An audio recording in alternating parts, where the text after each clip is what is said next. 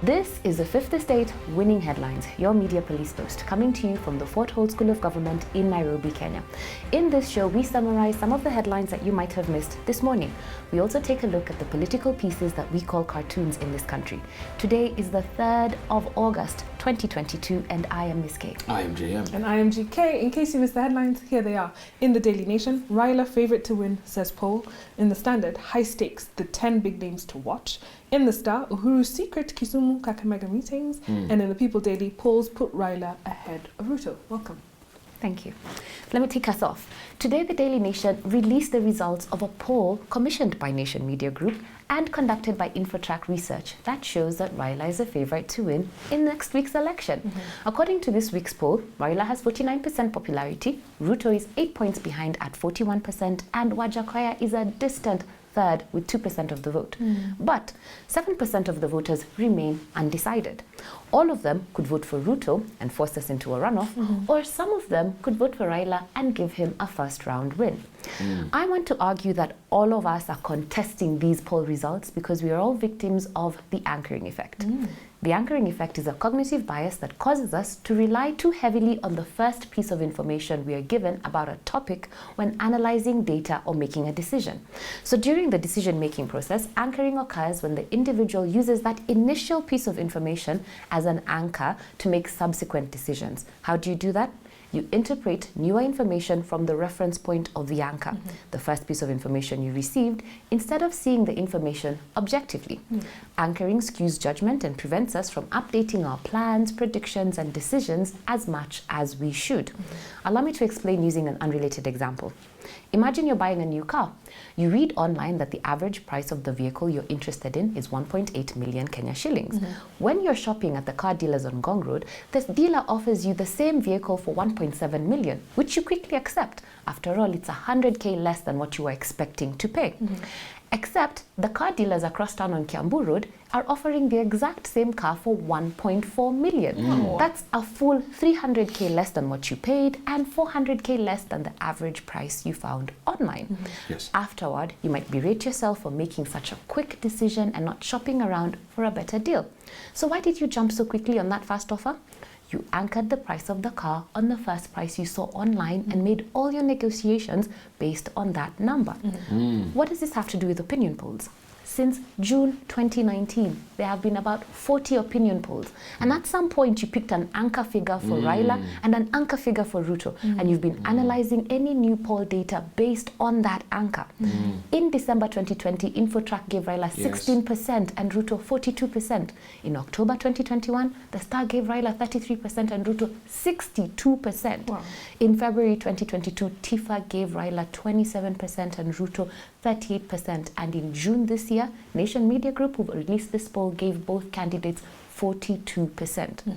Now, yes, you may have updated our information with each candidate when they announced their running mates, and we may have noticed the gradual increases or decreases in popularity.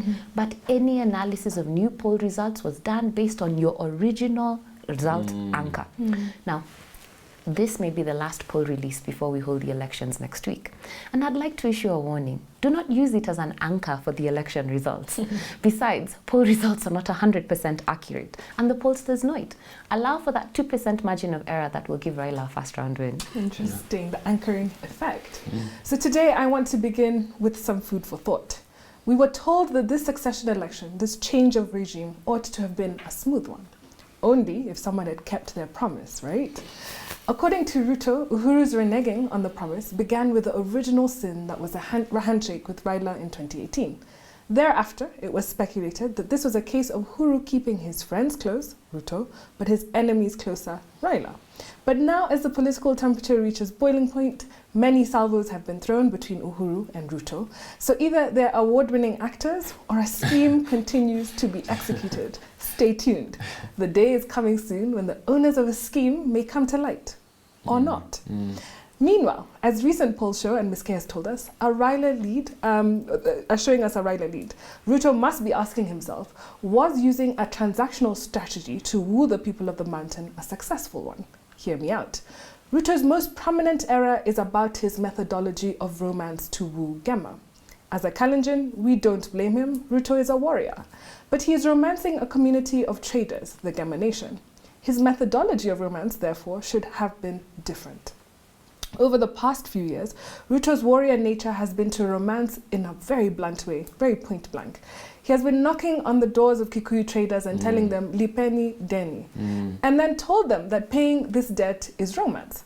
Some fell for it for a while, and earlier opinion polls, as Ms. Kay told us, showed this lead. But many have come to a sort of Damascus moment. They have radically changed their minds. And this is because Ruto's warrior methodology simply has not worked.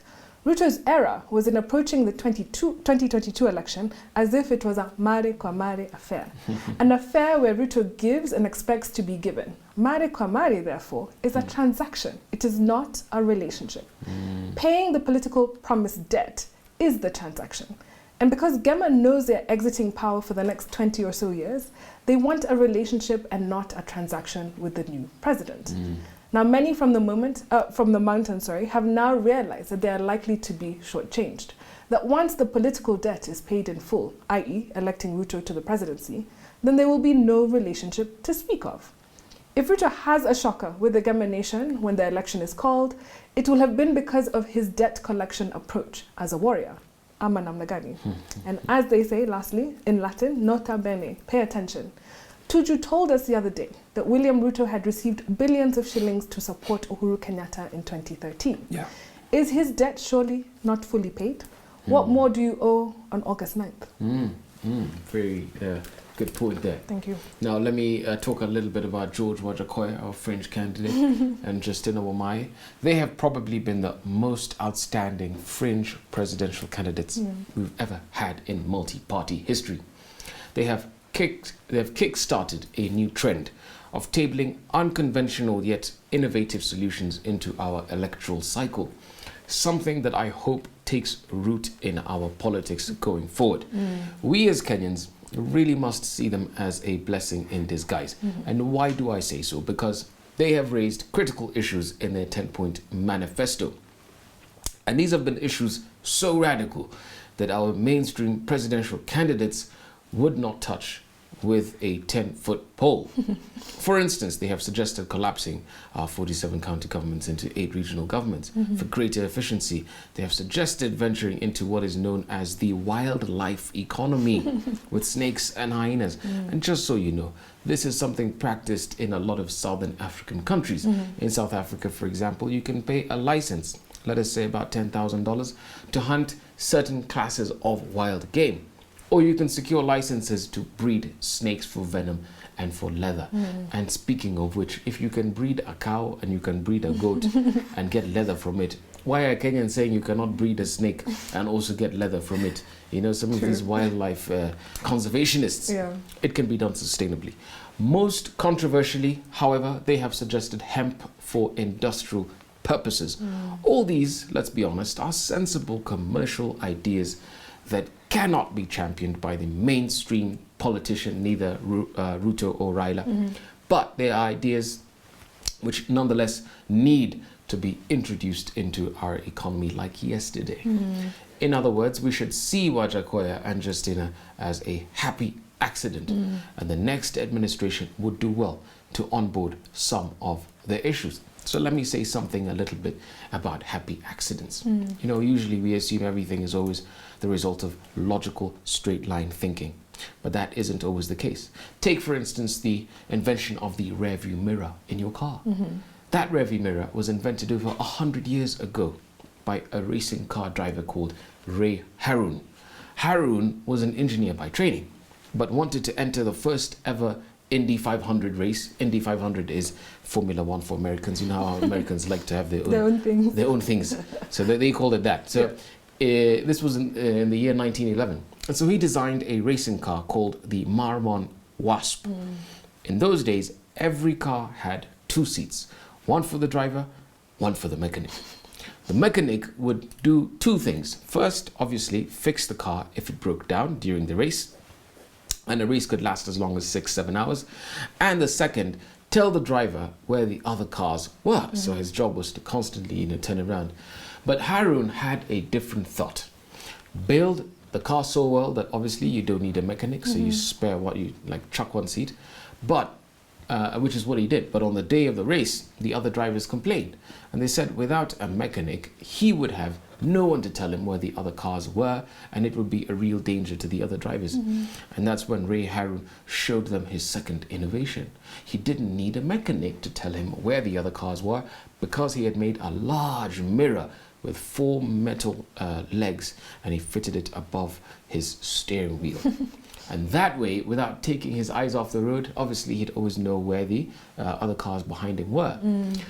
No one at that time had ever heard such an idea before, but they couldn't argue. It just made sense.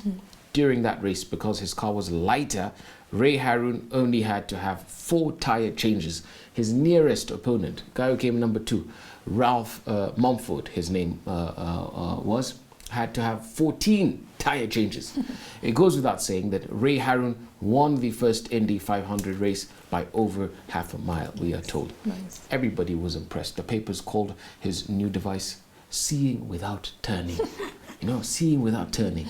The name rearview mirror had not yet been invented. Soon everybody wanted a rearview mirror, and today no car is made without a rearview mirror. Similarly, every racing car on the F1 track or the Indy 500 is a single-seater vehicle. What is the point here as I wrap up? Good ideas don't always come to us in straight lines, but when a good idea comes, it should be judged on its own merits. You never throw away the baby with the bath water. So here is a plea to Baba and Martha. When you form the next government, please incorporate some of these wacky ideas of the Roots Party. They are game-changing ideas for the country. I like that. May they be brave enough to, Yeah, to adopt some of those ideas. Absolutely. Yeah. So we learned a lot today. Anchoring effect, fringe candidates, happy accidents. Happy accidents. Our winning headline, all were poll-centered, and I'm inclined to give the Daily Nation that Raila is finally the favourite to win. I have to give it. It gave me my script. So. Yeah, there we go. Good one. Daily Nation Yeah. gives us the winning headline. Thank you for joining us here. Find me on social media. I'm on Twitter at Samasana. I'm on TikTok at Maina Wakagama. And I'm on Twitter at J Kambuni. Thank you.